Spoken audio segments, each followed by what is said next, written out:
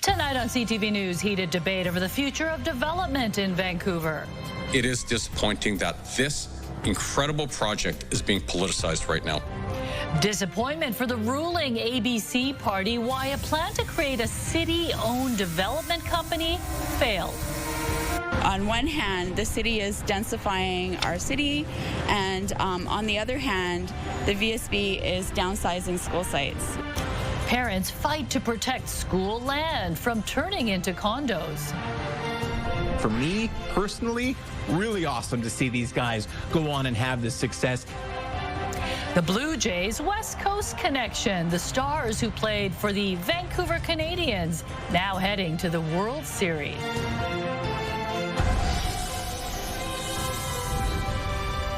This is CTV News with me, Jung Lee. Good evening. Thanks for joining us. We begin with breaking news. Vancouver city staff were hoping to step into the development arena in a major way. The plan was to create a development company owned by taxpayers. But late this afternoon, the motion was shot down. CTV's Martin McMahon reports on why it didn't go through despite the ABC majority. It was a plan billed as being a revenue generator for the city of Vancouver, creating a development company that would build 4,000 new rental units with tenants paying market rents. But ultimately, Mayor Ken Sim's ABC party failed to get the 2/3 of council support needed. Not as Mayor of Vancouver, but as a resident of the city, a person who loves the city, who wants to see us succeed, it is disappointing that this incredible project is being politicized right now. Among the critics, one city councillor, Lucy Maloney, who pushed back on the idea her opposition was based on politics. It's unfair, quite frankly, to accuse various members of this council of being political when I know that we deeply care about doing the right thing.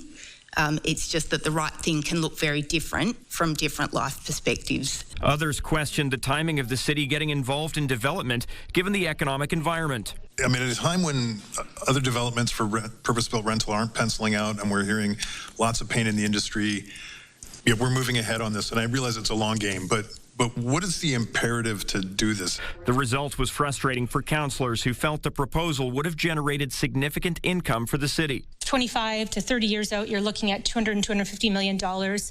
That could go towards all those really critical pieces of infrastructure that the public is talking about. A number of housing experts had spoken out about the city competing with the private sector, with even city staff acknowledging the plan brought a higher level of financial risk. Martin McMahon, CTV News, Vancouver. Some East Vancouver parents are fighting to save school land, saying there's not enough space for their kids. The parents are protesting the permanent closure of one elementary school and another site being leased to a private developer. CTV's Yasmin Gandam has more. Parents stood outside City Hall today calling on the City of Vancouver to pause the rezoning of Fleming Elementary's basketball courts for condos. On one hand, the city is densifying our city, and on the other hand, the VSB is downsizing school sites. Also an issue, the permanent closure of Carleton Elementary, nearly lost to a fire in 2016. It's a school that is in a growing area, transit-oriented development area. There are 6 30-plus story towers planned blocks away from the school community. Since then, the classrooms have sat empty at a cost of $65,000 a year. And parents, including Indu Bhagat, say her kids are unable to attend their catchment school due to overcrowding, and siblings are often being split up. We have, as a family, seen emotional stress on our kids. They just want to be together, right? As simple as that. They don't see the ground reality. They just want to be together. The motion to rezone Fleming Elementary goes before City Council on Thursday. Chang pointed to the city's reports, which relied on enrollment projections from 2020, which show a decline. But more recent figures from June tell a different story. The VSB's data that is dated June 16, 2025, which clearly shows that there's going to be significant increase in youth populations in the future. This VSB school board trustee says parents are right to be concerned. The City of Vancouver should be working with the Vancouver School Board in terms of creating more community spaces and public spaces and utilizing some of that land. Online public consultations on Carleton's future are open for another month. Not just a survey, a public engagement survey. I would have liked to have seen town halls. The final vote from trustees is expected later this year. Yasmin Gandam, CTV News, Vancouver. One person is dead after being hit by a vehicle near the border in Aldergrove this morning. Mounties say the pedestrian was struck near 264th Street and 0 Avenue around 6:45.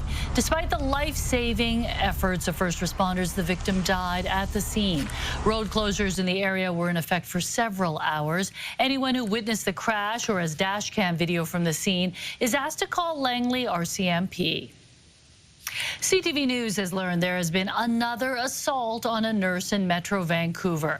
It comes as the BC Nurses Union heads to Victoria this week to demand government do more to protect healthcare workers. CTV's Michelle Bernaro has more. In hospitals and healthcare facilities across the province, violence against workers is believed to be on the rise, according to the BCNU. Nurses that have been in the system for some time, are saying things like they've never seen it so bad. Earlier this month, RCMP were called to Alouette Homes, a mental health facility providing involuntary care after reports of a nurse being assaulted by a patient. Investigators say the worker was taken to hospital. Fortunately, the injuries are not believed to be serious. Days earlier, police in New Westminster tasered a man who allegedly threatened workers at Royal Columbian Hospital with an edged weapon. Nurses were very concerned and had to remove the other patients to keep them safe.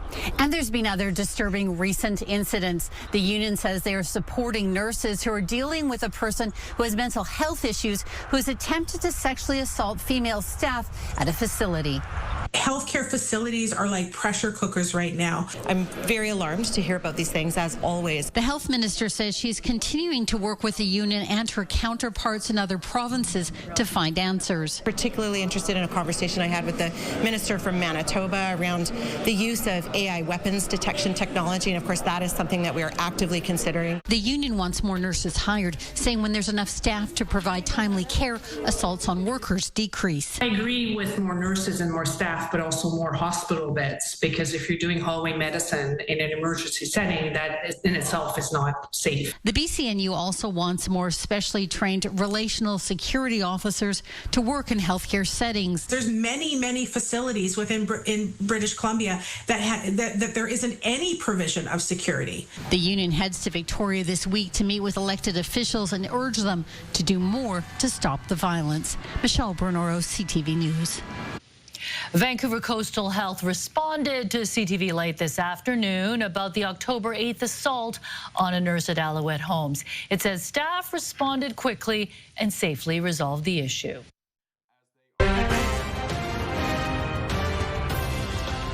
To breaking news now, Vancouver police are searching for a man accused of killing a taxi driver in East Vancouver 3 years ago.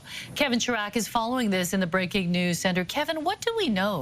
Mi Jung, a Canada-wide warrant has been issued for 26-year-old Jordan Conway, who's wanted for manslaughter. Conway allegedly attacked taxi driver Aden Hersey on August 17, 2022. The 69-year-old Hersey later died in hospital. Conway was charged with manslaughter 2 years later. Police say Conway was released and living in a halfway house in Abbotsford when he left without notice during the night between July 12th and 13th. He was due in court October 7th, but never showed. Conway also faces outstanding warrants for assault and 3 counts of breaching his release conditions. It's unclear why VPD are releasing this information now, more than 3 months after Conway took off. We have reached out to police for more information, but haven't heard back. Mi Jung. All right, thanks for this update, Kevin. A newly appointed opposition critic is speaking out in the BC legislature about the police-involved death of 15-year-old Chase de Ballenhard. It's the latest development in a CTV News exclusive investigation that has put pressure on the province to respond to the tragedy. Chase's parents deserve maximum transparency. Surrey teen with autism who functioned developmentally like a 10-year-old was shot and killed by RCMP in February after leaving home with an unloaded pellet gun. Following CTV's ongoing reporting, the province now says autism groups it initially left out of a police training review are finally being consulted, and that the updated curriculum is still on track to launch this fall. I think it shows they're extremely reactionary. I think public safety should be, all public safety should be proactive. I think it really underscores the fact that with this government, you essentially need the media to do a story on it and start shedding light on it before this current government takes any steps actively to try and address the issue. McCall says that police training and transparency in BC must improve so tragedies like this never happen again. 8 months later, the IIO has yet to release its findings in the case. And a swing and a fly ball to left field. Back goes Arozarena. She's gone! A clutch home run that propelled the Toronto Blue Jays into their first World Series appearance in more than 3 decades. That 3-run blast gave the Jays the lead in last night's 7th and deciding game of the American League Championship Series. Just ahead, how some of this year's Blue Jays started their journey right here in BC at Vancouver's Nat Bailey Stadium. But first, let's take a live look from Grouse Mountain, downtown Vancouver. It's 6:10. And the sun did come out this afternoon, and it is awesome. Yes, as promised. Hope you're able to get outside to soak it all in because, yeah, we won't see it for quite some time now because things are going to change as we head into tonight. Here's a look at temperatures across the Lower Mainland. 13 at the Harbour, 14 in Burnaby. You're looking at 12 degrees in Pitt Meadows right now. That's what you can expect in Abbotsford and Chilliwack. 13, warmer in Surrey at 14 degrees. As we head through the overnight, we will see a few clouds still. 6 degrees into tomorrow. We'll start off dry, mostly cloudy skies, and the next system moves its way in tomorrow afternoon, bringing in some wet weather and a high of 13. CTV Weather brought to you by Expedia Cruises. Make the most of your next vacation by booking with those who've been there. Visit expediacruises.ca. So not a complete washout tomorrow. We will get some dry breaks as well as some wet weather, but it doesn't get really soggy until the end of this week. I've got those details coming up. Yeah, the key is to, when it's not raining, just get outside, go for a walk. Exactly. Because you never know what's going to happen in the next rain few again. hours. All right, thanks, Anne. Fans right across the country are rallying behind the Toronto Blue Jays, who are heading to the World Series. One of their star pitchers played right here in Vancouver just a few months ago, and he's not the only Blue Jay whose major league career included a stop in Vancouver with the Canadians. CTV's Shannon Patterson has the story.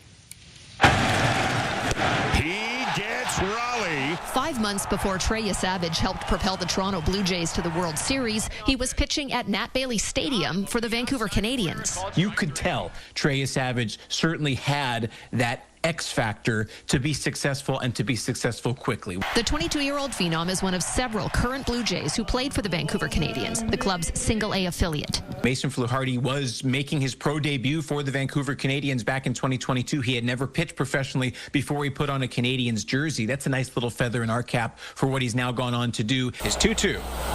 Jays third baseman Addison Barger was also a Canadian. Addison Barger doing what he did in Game 6 of the ALCS to hit that big home run and drive in another run as well.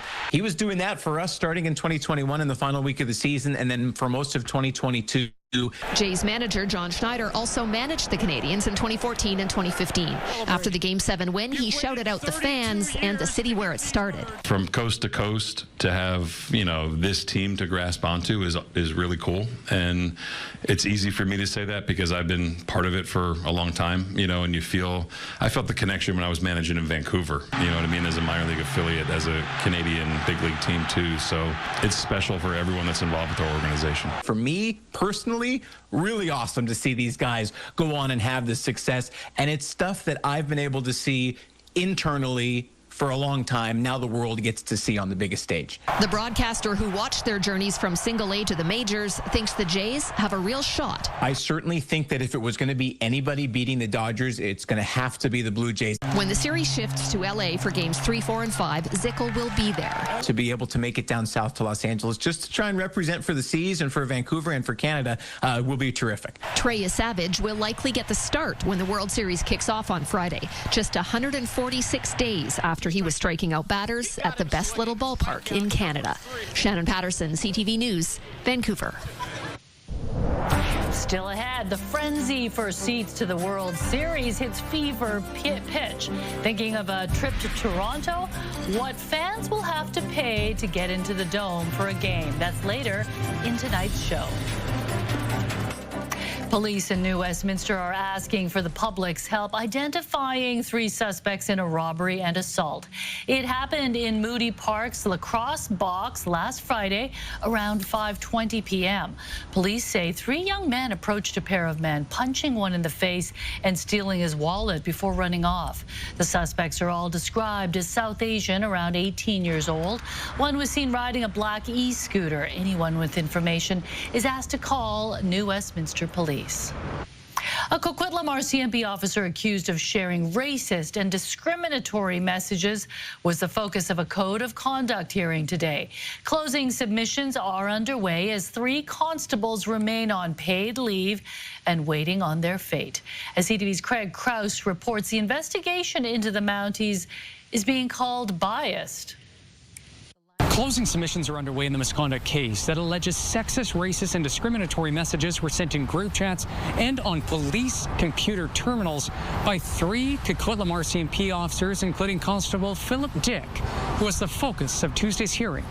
This was the trio in mid-September where Constables Mersad Nesba, Ian Sullivan, and Dick attended a hearing in Richmond. They faced possible dismissal for discreditable conduct over comments that included racial and homophobic slurs and other derogatory comments about fellow officers and members of the public.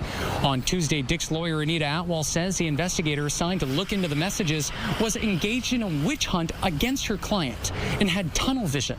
Atwal refuted many of the claims, saying the complainant is not a credible witness and that the evidence is not reliable, but says her client does admit some messages he sent over police mobile data terminals breached the force's code of conduct, but the investigation into him and fellow officers was unfair and biased. The lawyer for the RCMP Conduct Authority, John McLaughlin, says the comments made by the officers were objectively wrong, and he urged the board to find that allegations of discrimination and discreditable conduct have been proven against Dick, saying people privy to these communications did find them offensive or, at minimum, racist. If they don't find racism offensive, that's them. But we know that's wrong. And now the board will hear submissions on Constable Mesma on Wednesday morning. Craig Crowe, CTV News. A former fugitive tied to one of BC's most violent gangs has pleaded guilty to conspiracy to commit murder. Connor DeMonte's plea is tied to the killing of Kevin Leclerc, a member of the Red Scorpion gang. At the time of the murder, DeMonte was allegedly a senior figure in the United Nations gang. He fled Canada in 2011 and spent more than a decade on the run before being arrested in Puerto Rico in 2022. He's due back in court November 12th to set a date for sentencing. A separate murder charge is expected to be stayed. BC Conservative leader John Rustad is pushing back against criticism of how he handled questions about the defection of one of his caucus members. MLA Amelia Boltby quit the party over differences with Rustad. He in turn responded by saying he had concerns about her health. As CTV's Rob Buffum reports, Rustad now says he didn't talk about mental health. Fallout from the latest MLA to leave the BC Conservatives continues. Obviously, emotions are something that is welcome and that all people, and I can tell you something, not just women cry. Monday, Amelia Boltby quit the caucus, saying leader John Rustad was unraveling. He fired back, calling her a leak not in step with important party policies, and referenced emotional moments she'd had, along with offers for her to take a leave of absence. Comments that met with strong rebukes from his opponents Tuesday. I don't think you should be calling out somebody's mental health, and I think that he should apologize. Blaming somebody's mental health for why there's a disagreement is just not okay. That's quite disgusting, actually. Rustad told reporters Monday that staffers noted Boltby had been tearful and confused. Tuesday, he said his comments were taken out of context and rejected the idea that he'd raised her mental health as an issue. The reason for raising it at the time was to talk about the support that we were trying to work through and the issues we were trying to work through with her. All of this back and forth, seemingly the latest distraction for the party that nearly won an election 1 year ago. We are seeing the last days of John Rustad as leader of the Conservatives. It's hard to imagine how he can continue to lead a caucus that he does not have the trust of, seemingly, and does not trust in himself. And it's welcome news for the fledgling Centre BC, founded 6 months ago. Its leader, former BC United MLA Corinne Kirkpatrick, says memberships have spiked in recent weeks, and she's been talking with Conservative and NDP MLAs interested in joining. There are conversations going on, and I'll tell you there's conversations going on with the NDP as well. So we are a centre party, and we'd certainly like to see bring some NDP MLAs over as well as Conservative MLAs. Still, Rustad was defiant when asked about the NDP calling an opportunistic early election. I welcome an early election call if the Premier is so brave to do that. Our internal polling shows this actually tied. Robert Buffum, CTV News, Victoria. An original SkyTrain car has a new lease on life in film and TV shows. We'll explain. Also ahead. We've still seen the strong demand of the U.S. tourists. It was another strong cruise season. The province is now exploring ways to expand the industry. Will BC get new cruise ship berths? When CTV News at 6 continues. Stay with us. The owner of a Lamborghini had to watch his Italian sports car get towed away after being caught going double the speed limit on the Sea to Sky Highway. The driver was double dinged after he was also found driving without winter tires. The car was impounded for 7 days, and the driver was hit with more than $700 in fines. With autumn in full swing, the cruise ship season has now come to a close. The final vessel will soon depart from Canada Place, ending another strong year for the industry. While it wasn't as busy as last year, it has operators and the government expecting a banner year for 2026. Our Penny Daflos has the story. It was an early morning arrival for the final cruise ship of the season as the Coral Princess docked at Vancouver's waterfront. And we went to Hawaii and came back again. Ray and Lynn are taking in a bit of time in the city before heading home to Edmonton. We wander around and enjoy. Stanley Park is beautiful. The kind of travelers pumping big bucks into the economy, according to the industry. For the province as a whole, supported about 15,000 jobs and about 23,000 jobs across the country, adding $5.2 billion in economic activity to Canada.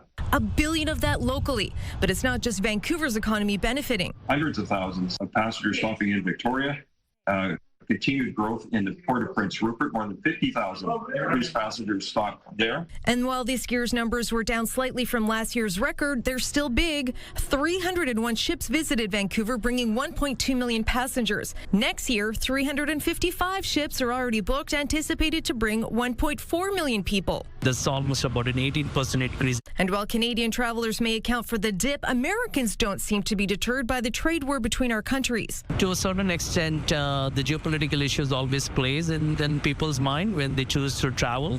But looking at the numbers in 2025, we had seen a strong recovery. We still seen the strong demand of the U.S. tourists. The provincial government is even in talks to potentially expand berths. There are so many more partnerships that we are looking at with the cruise industry, with sailing to Alaska, with increasing more ports here, that we will be seeing more port calls and more passengers. Many of those enjoying the onboard experience. We had a luxurious time. See themselves continuing this style of travel. Everybody on the boat was talking about their next cruise, and, you know, they were planning years ahead. With Vancouver proving to be a picture-perfect port of call. Penny Duffloss, CTV News, Vancouver. An original Mark I SkyTrain car that has been retired is getting a second life inside of a BC film studio. With our flexibility and ability to turn this into a train in any city, there are ultimately countless applications for screenwriters and producers that previously weren't available to them. The historic car now resides at Lumo Stage Virtual Production in Langley to be used for future film and TV productions. The train now sits in a 180-degree LED stage that can be used to create a scene in any major city. The car is part of around 150 retired Mark I's that were part of the original rollout way back in 1986.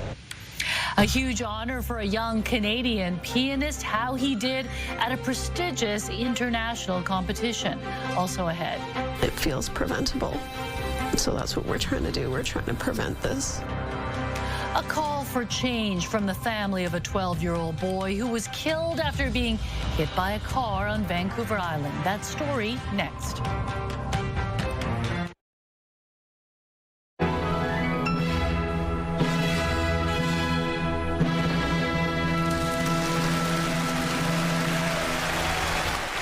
A Canadian has won silver at the International Frédéric Chopin Piano Competition.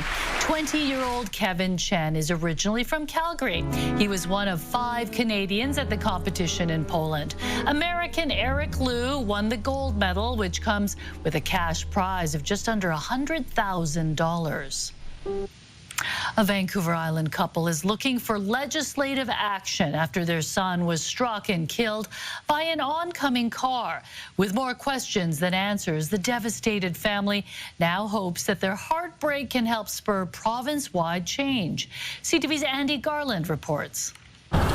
Every Monday evening, family, friends, and even strangers gather at this memorial in Cowichan, where 12-year-old Xavier Razul Yankovic lost his life. It just gives us a community touch point every Monday to be able to remember him together. The day their lives changed forever, Xavier and his brother were out on the street inline skating, training for the upcoming hockey season with their dad. I heard this roar behind me. Xavier's father, Joshua, says this is when his life changed forever. A car, he says, was speeding before he can get to Xavier. He was doing some sort of drift maneuver, and the back of the car clipped Xavier and sent him flying. And no attempt to stop. The car hit a telephone pole, and Xavier succumbed to his injuries. It feels preventable.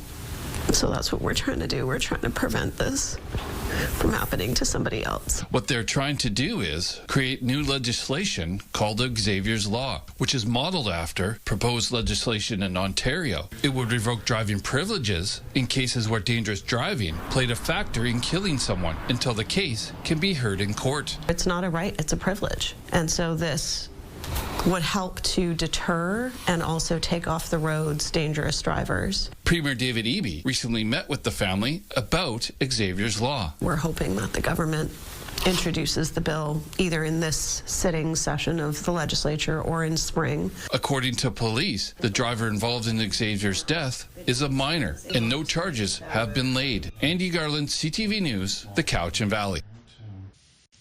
A decade after a landmark study proved that giving young babies peanut products could prevent allergies, new research shows it has made a significant difference. About 60,000 children have avoided developing peanut allergies after 2015 guidance recommended introducing the allergen to infants starting as early as 4 months. Researchers analyzed electronic health records from dozens of pediatric practices to track diagnoses of food allergies in young children before, during, and after the guidelines were issued. They found that introducing peanut products in infancy reduced the future risk of developing food allergies by more than 80%. Later analysis showed the protection persisted in about 70% of kids into adolescence. How scammers are jumping on the Blue Jays bandwagon. We talked to a woman who thought she was buying a ticket on a social media site. Also ahead, great news for the endangered southern resident orcas. Researchers have captured photos of the newest calf. That's ahead. Your morning just got a little brighter. Start your day with CTV Your Morning, and you could win $20,000. For your chance to win, watch CTV Your Morning Vancouver, weekday mornings 6 to 9. Marine researchers had a whale of a time documenting their latest encounter thanks to a first sighting of a new calf in the Strait of Georgia. The Center for Whale Research released these images documenting the newest calf of J-Pod for the first time. The encounter happened last month off Galliano Island, where J64 was spotted with its mother. Researchers say the new calf is not quite popping out of the water, but is behaving normally. The next two youngest calves were also spotted, seemingly very active and playful. Aww. And it's always great news when we hear of another calf, J-Pod, K-Pod, or L-Pod. Yes, exactly. And being able to see photos, swimming with his family, so great. Yeah, what a great job they have, huh? Yeah, exactly. Can we join that one day? That's all I ask. Exactly. All right, let's take a look at our forecast right now. We're seeing partly cloudy skies, but things will change as we head into tomorrow afternoon, all because of this next system offshore, bringing in some wet weather and strong winds for Haida Gwaii as we head into this evening. You'll see winds gusting to about 110 kilometers an hour through this evening before it eases off tomorrow morning. So this is how everything will play out on our weather tracker. We'll see some heavy rain from the north coast stretching all the way down to the central coast and the tip of North Vancouver Island as we head into your early morning commute. Stays dry for the south coast and most of Vancouver Island for your early morning commute. It's not until tomorrow afternoon that we see widespread rain for Vancouver Island and the south coast, and then it moves in towards the east for the southern interior as we head into tomorrow night. So not a complete washout and not a whole lot of rain either. We'll see about 3 millimeters for North Vancouver, 4 for Vancouver, 7 millimeters for Chilliwack. The most feeling the brunt of it will be Squamish with 10 millimeters of rain. So as we head into tomorrow, you'll see a clear and calm day for the southern interior. Your provincial forecast at the bottom of your screen. Pretty stormy for Port Hardy. You'll see winds gusting to about 80 kilometers an hour, especially along the coast. Afternoon rain rolls in for Campbell River and Comox with a high of 13 degrees. Pretty soggy for the South Island, for Tofino and Port Alberni with temperatures between 12 and 13. You'll start off dry with some sunny breaks from Nanaimo right down to Victoria. Rain rolls in the afternoon, and that's what you can expect for the Sunshine Coast. As well up the Sea to Sky Highway, 10 for Whistler, 11 for Squamish, and for us across the Lower Mainland. We will start off dry, sunny breaks in there as well. Rain in the afternoon with temperatures between 13 and 14 degrees. Thursday, cloudy skies, a few showers, nothing major, 14 degrees, and then it gets really wet. Friday and Saturday, periods of rain. Sunday, it cools down to 9 degrees. We'll see some light rain into Monday. We'll see showers return in the afternoon at 9 degrees. And then on Tuesday, cloudy for the day, and then rain returns in the evening hours with a high of 10. CTV weather brought to you by Expedia Cruises for air, land, and sea vacations. So this is fall like we know it. Rain pretty much all the time, but not every hour. Yeah, and so tomorrow's kind of a flip of today. Yes, exactly. Right? We'll start off dry and then the rain in the afternoon. I think we can handle a bit of rain. But this is Vancouver after all. All right, thanks, Ann. A former Home Depot worker is banned from every Home Depot in the province. How he ripped off his employer. Also ahead. I just lost that money, and I don't want other people to have to go through that. Blue Jays tickets that may seem like a deal could end up being a scam. The astronomical price tag of the real tickets. That's ahead.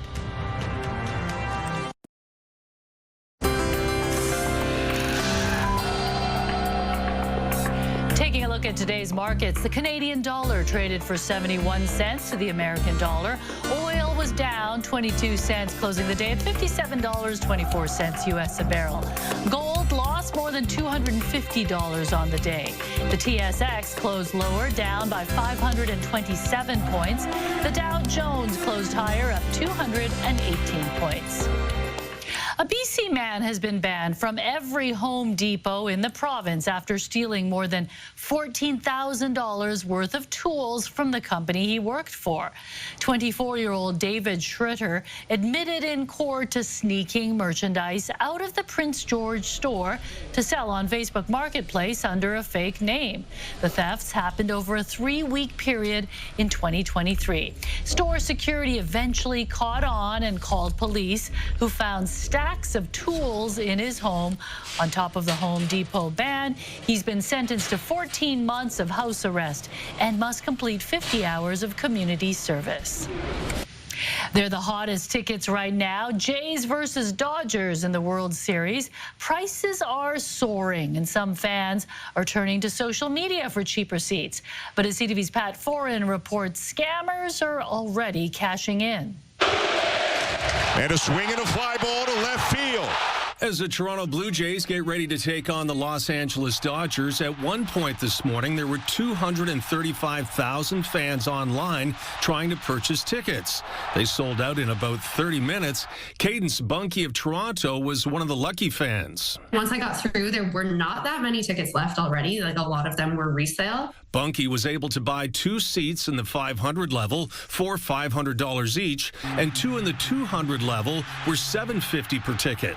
I was shocked by the face value when I got through. I was like, that's a lot, but everyone was messaging me that they couldn't even get through the queue, so I figured, well, I better buy these. I just wanted to go by myself because I'm such a massive Jays fan. Taylor Belford was scammed trying to buy a single Jays ticket through a Facebook group.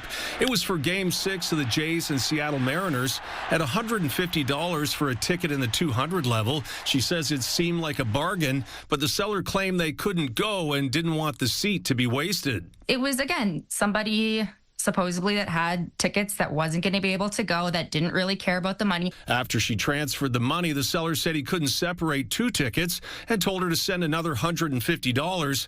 When she asked for a refund, she says it was clear she had been scammed. I just lost that money, and I don't want other people to have to go through that too, so just be careful. Tickets are now selling on the secondary market. On Ticketmaster, 500 level tickets are selling for $2,000 to $3,000. The price jumps to $7,500 in Section 115. If you wanted to be closer to the action, you could pay almost $20,000 for 2 tickets. Over on StubHub, prices were about the same, if not more. In Section 22, 2 seats will cost you more than $12,000, but in Row 1, Section 21, 2 seats will set you back almost $25,000. But that's VIP with all you can eat and drink. You may find tickets cheaper, but be cautious if you see deals on social media. Chances are they're a scam. I think they want to keep this Facebook group open to keep scamming people. Pat Foran, CTV News. Still ahead tonight. Representing British Columbia and Canada has been the greatest honor of my life. The Pride of Burnaby, Christine Sinclair, gets inducted into the BC Sports Hall of Fame along with some other big names. Plus, Adam finds out what this 102-year-old Vancouver Island man says is the greatest weapon against injustice. Next on the Sawatsky Sign-Off. Right now, here's a preview of Your Morning Vancouver. A warning from child safety advocates about the importance of correct car seat installation. Wednesday on Your Morning Vancouver, the new study that shows most parents are doing it wrong and how to reduce the risk. Plus, the rise of Canada's professional women's soccer league. We'll speak with the director of the documentary, The Pitch. See you in the morning.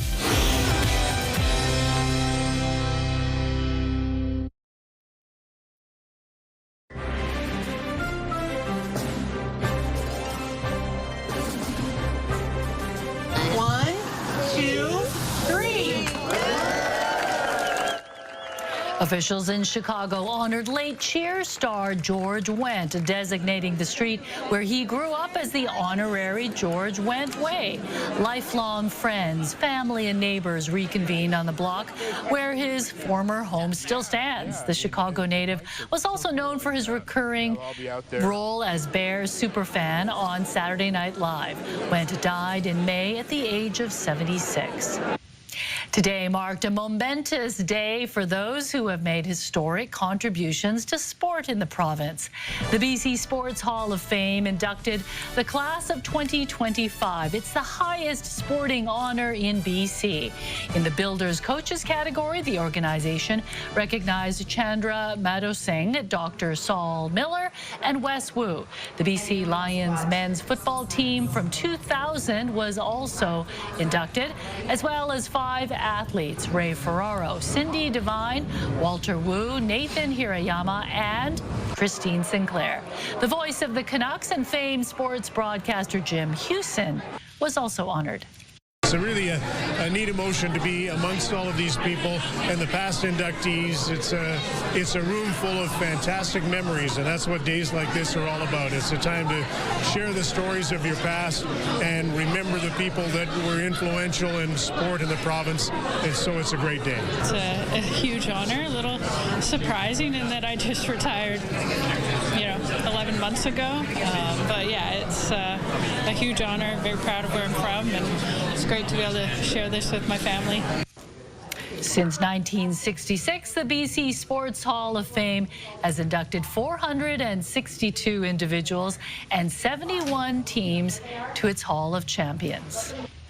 Christine Claire always seems so humble, doesn't she? I mean, she's this superstar. Exactly. Why are you surprised? That is such an impressive class, too. Yeah. Jim Hewson, he was such an amazing broadcaster. Yeah, well-deserved to all those inductees.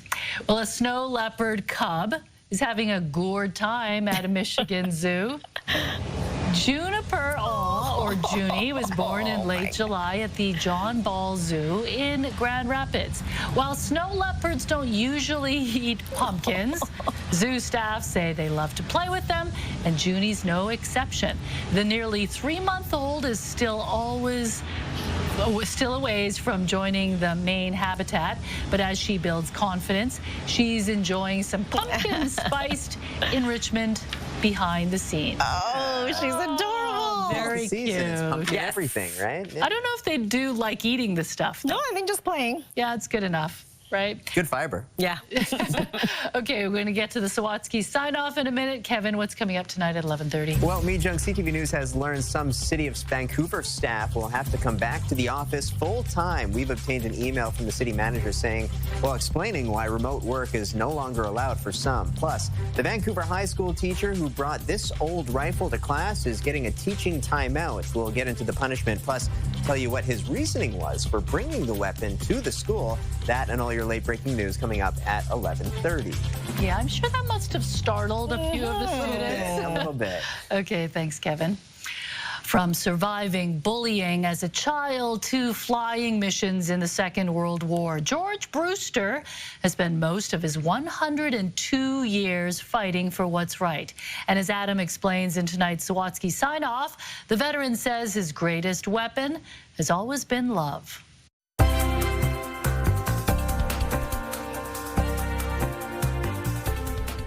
These pictures? If you look at these pictures from George Brewster's past, they're when I was very young. You'll see a caring kid who helped animals in distress and loved dancing in the kitchen with his mom and sister. And they were dancing not to the steps. They're dancing to the music, and it's wonderful. But with others, George could be shy. I stammered and stuttered, blushed. And because of that, was brutally bullied. I was attacked in my own yard. It inspired George to fight for what's right. And when the Second World War began, the teenager enlisted in the Air Force before he was even eligible. Oh, no, I wasn't brave. I just hate injustice. George earned his wings, faced fire in the skies over Europe, witnessed the worst atrocities the Allies were fighting against. And I was then glad that I had been one of the ones to help put a stop to it in my own small way. While George was grateful to return home alive, he vowed to never stop fighting for others. I would say a life of service is the only life worth living. Not only did George spend decades serving with countless community groups, He worked to overcome his struggles with speaking and still regularly recites words of remembrance at public events. In Flanders fields the poppies blow, between the crosses, row on row. George remembers every line of that poem and others, along with all sorts of details about his past that he wrote about in his memoir, A Joyful Survivor. It feels like I'm still thankful to be here on this earth and to be able to help others along the way. The 102-year-old is also grateful to attend these weekly dances, where he demonstrates the steps he first learned from his mom and sister, who also taught him that the most powerful weapon against injustice is love. Love is the greatest thing. Love will overcome all kinds of obstacles. Adam Sawatsky, CTV News, Duncan. Can you believe he's 102? I was going to say, he looks amazing. And he's still dancing and very articulate. It's all because of love. And he's not jaded. He's not cynical. Exactly. Exactly. That's amazing. All right, let's take a look at our scenic snapshot for tonight. Check out this beauty, clear and calm in Quesnel. Thanks, Kathy, for sending this one in. And we want to see your scenic snapshot, so email us at scenicsnapshot@ctv.ca. Ooh, blue skies. Gorgeous. Enjoy that. Love the symmetry. Okay, thanks for joining us. Kevin's back at 11:30. Good night. See you later.